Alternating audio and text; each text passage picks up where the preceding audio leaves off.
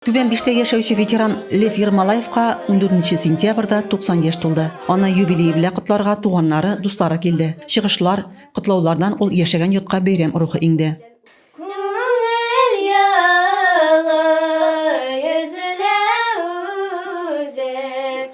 Өлкән яшьтә булуына карамастан, ветеран әле дә актив, очрашуларда катнаша, яшь буынга патриотик тәрбия бирүдә ярдәм итә.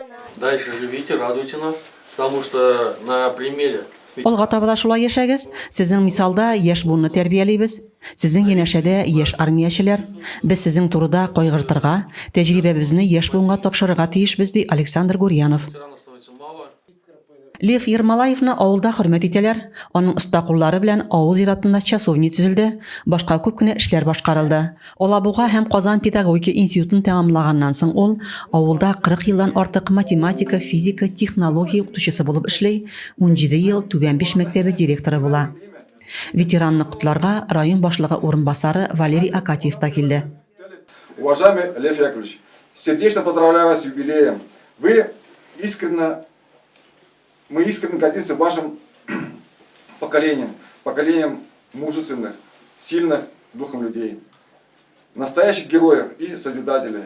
Вы никогда не боялись трудностей, верили в правое дело, в себя, в своих товарищей, честно служили Отечеству.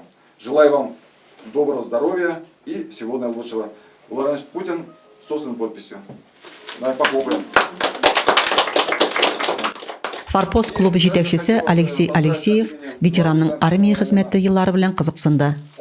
Лев Яковлевич, а вы вот для молодежи хотя бы скажите, какие года вас призывали, в какой дивизии служили и когда попали в Венгрию, какие даты вы там были, звание, должность?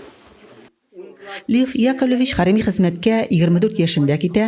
Аның хезмәте озакка сузыла. 1956 елның 10 ноябрендә полк составында Венгриягә җибәрелә. Венгриядәге вакыйгалар вакытында СССР беренче тапкыр көнчыгыш блокка кергән дәүләтне контрольдә тоту өчен көч кулланырга әзер булуын күрсәтә. Лев Ермолаев агачтан әйберләр ясау остасы, өй түрендә сәгатьләр, картиналар урын алган. Аларның һәрбисенә агачтан асыклар эшләп куелган. Лев Яковлевичның агач эшенә хирыслыгы яшь чактан ук килә. Рәзимә Кашапова, Денис Ипатов, Татарстан хәбәрләре.